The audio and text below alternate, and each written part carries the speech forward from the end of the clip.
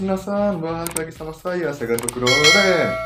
Oke teman-teman, akhirnya kita kembali lagi ke sesi bahas-bahas ya teman-teman. Lebih tepatnya review Digimon Adventure 2020 yang sudah memasuki episode ke-31 teman-teman. Untuk episode kali ini agak ngaret soalnya saya juga belum terbiasa sama situasi sekarang, dimana kemarin juga habis libur seminggu bahas-bahas, habis itu tiba-tiba ada lagi episode 31 dan juga ini sekalinya disuguhin langsung bener-bener breakdown otak gitu, udah mau pecah nih kepala saya. Padahal biasanya saya nonton Digimon tuh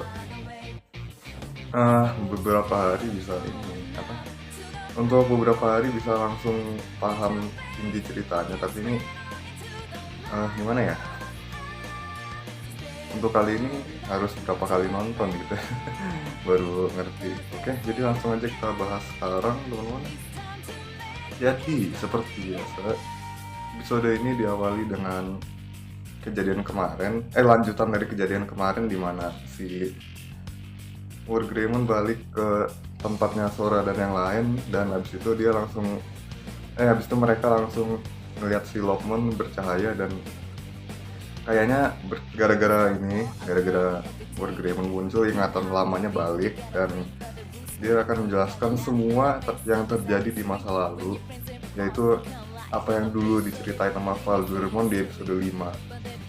Nah, di sini dia nyeritain kalau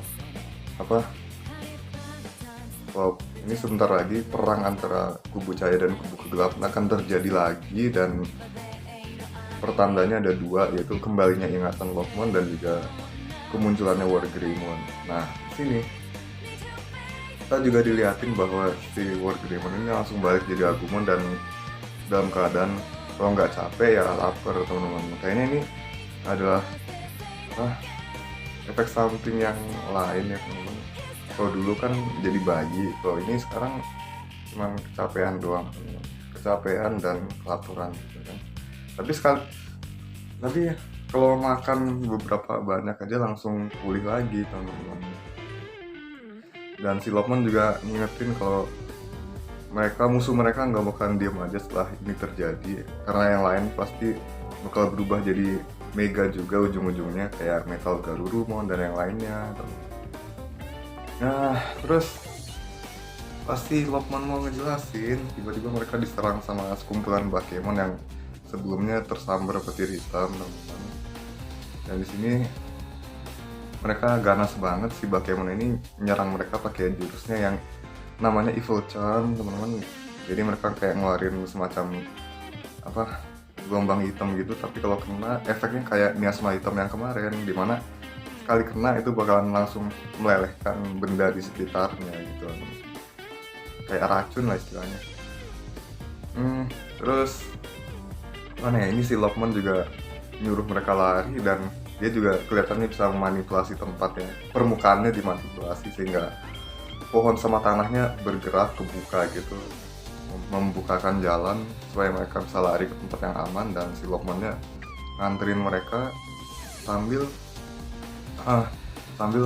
memperlihatkan ingatan masa lalunya pada anak-anak, dimana waktu itu dia memimpin Digimon Suci dan 6 pejuang terpilih, teman-teman. Digimon Suci kan ada 7, tapi di sini diperlihatkan cuma Cherubimon, terus 2 lagi pastinya Angemon sama siluetnya Angewuken. Dan musuhnya, ini bener-bener mengagetkan teman-teman. Musuhnya tuh Zit Millenniumon, teman-teman. Tapi di sini dimensionnya cuma namanya Millenniumon doang, teman-teman. Kayaknya mereka nggak nyebutin namanya secara detail apa gimana gitu.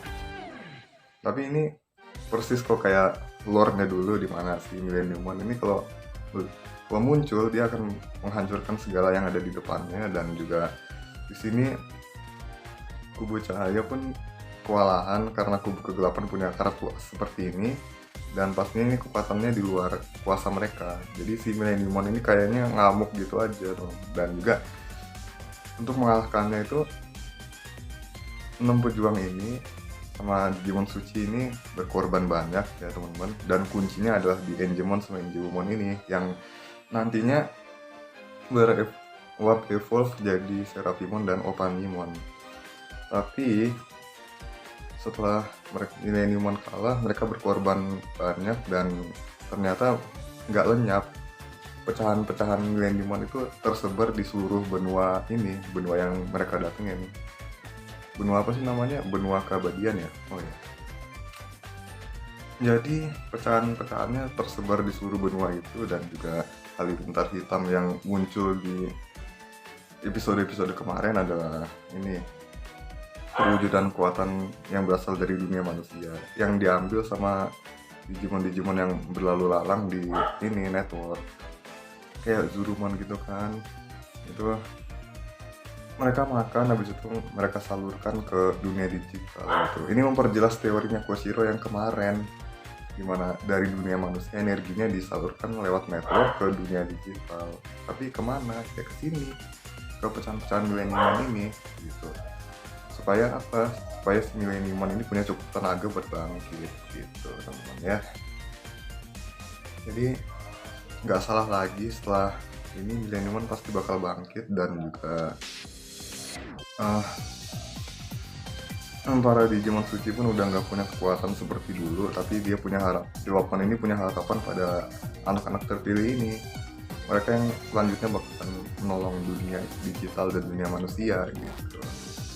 Dan pasti Taichi penasaran sama Digimon suci yang satunya, yaitu Angemon. Tiba-tiba mereka dikepung sama pasukan Bakemon dari Jepang gitu. Langsung aja si Agumon sama Piomon berubah kan jadi Greymon dan Berdramon. Sambil lari mereka juga nyerang pasukan Bakemon itu, dan mereka tiba di sebuah hamparan luas di mana di situ ada banyak sekali kayak bentuknya kayak rumah-rumah gitu, tapi sebetulnya itu adalah helm. Dan si Lokman ini berusaha buat membangkitkan yang ada di situ, semua yang ada terkubur di situ.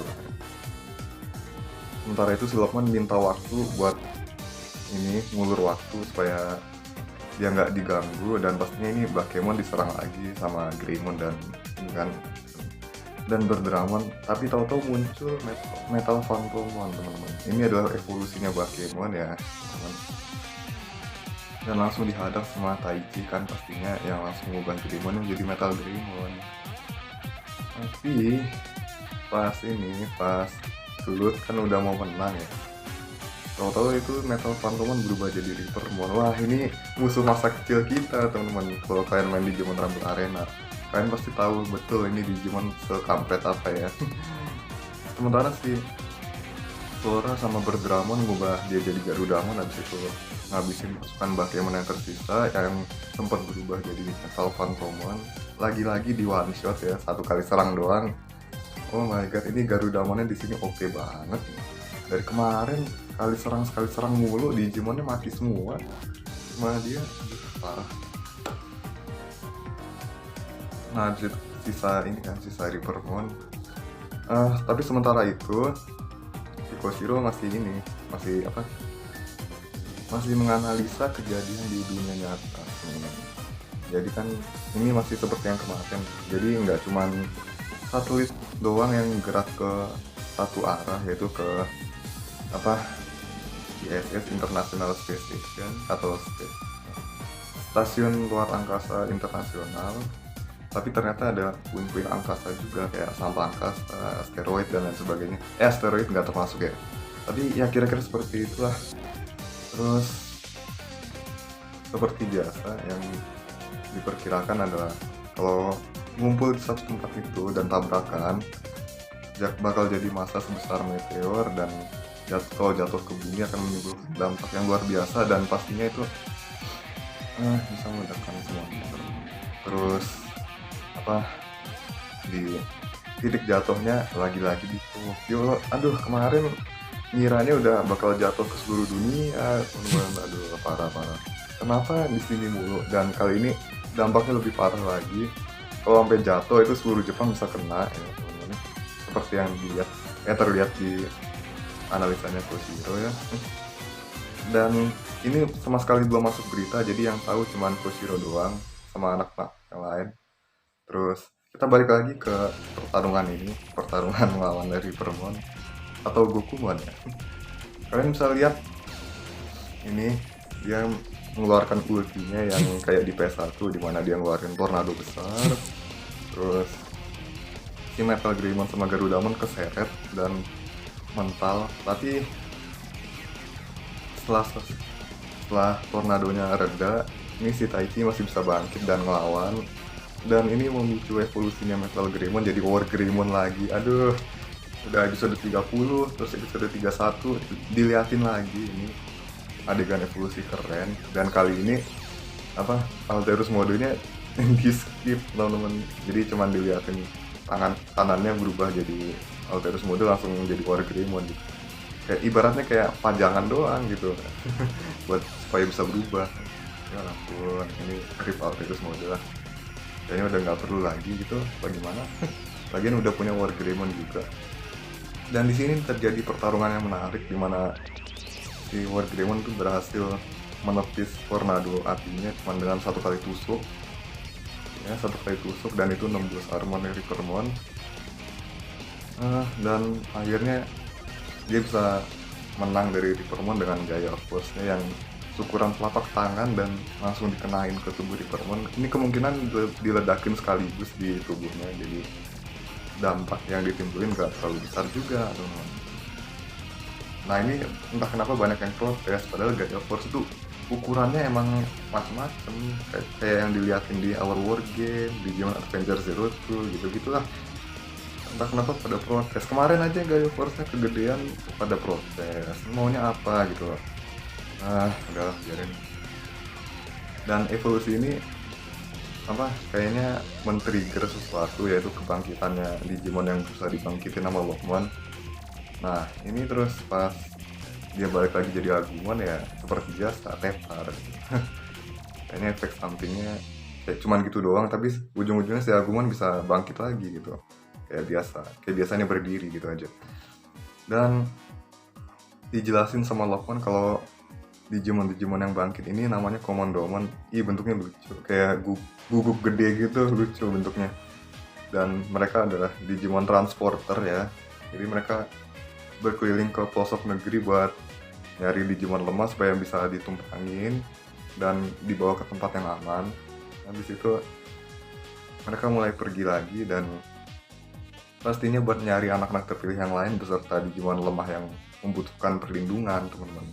Dan juga si Lokmon ini nggak bisa ninggalin Woodmon yang udah ngerawat dia, jadi dia akan ngelindungin si Woodmon ini. Dan juga dia sempat ngejelasin bahwa kemungkinannya besar kalau Hikari adalah anak terpilih ke-8 ya, seperti yang kita tahu. Tapi bedanya sama yang dulu, ini langsung ketahuan gitu setelah dijelasin. Kalau dulu kan mesti diterka-terka dulu. Ya lucu juga sih. Ini si Lokmon juga apa, ngejelasin kalau Digimon Suci ini selain Enjemon adalah si Enjemon ini yang bakalan membantu mereka untuk melawan Millenniumon nanti, teman-teman. Jadi di sini setelah mereka berpisah, si Taichi langsung bersemangat untuk mengumpulkan yang lain dan juga apa, merebut Hikari dari Skull Knightmon of course. Dan episode selanjutnya kali ini kita bakal diperlihatkan kisah keberaniannya Takeru ya, teman-teman. Takeru sama Patamon bakal berjuang. Seperti apakah perjuangan mereka nanti bakal kita lihat minggu depan. Atau mungkin besok ya, teman-teman. Ini udah hari Sabtu sih. Molor, bahas-bahasnya molor sampai hari Sabtu gara-gara breakdown otak nih. Mau pecah apa lain. Kira cuman gini doang. susah, canda-canda. Tapi worth it lah ya.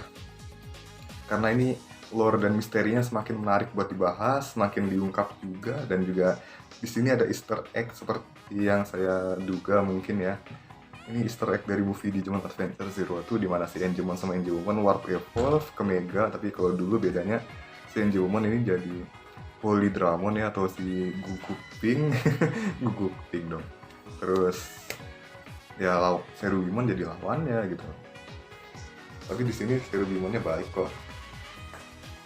Cuman ya keadaannya mirip seperti itu kalau di movie. Terus satu lagi Easter egg di mana ya? Oh ya, ini Digimon Adventure yang lama, yang dimana ngomongin anak terpilih ke-8 itu Hikari, dan juga ini si Zid Millenniumon sendiri kan.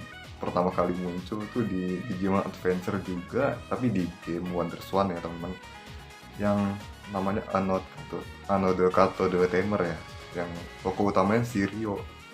Ini apakah Sirio bakal muncul lagi? Ini udah banyak teori fans beredar di YouTube teman-teman.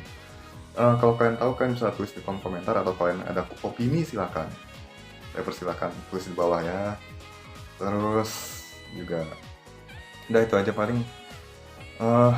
Sekian dulu buat video kali ini. Jangan lupa seperti biasa like, comment, share, dan juga subscribe dulu bagi teman-teman kan semua yang suka Digimon ya. Kita ketemu lagi di video berikutnya.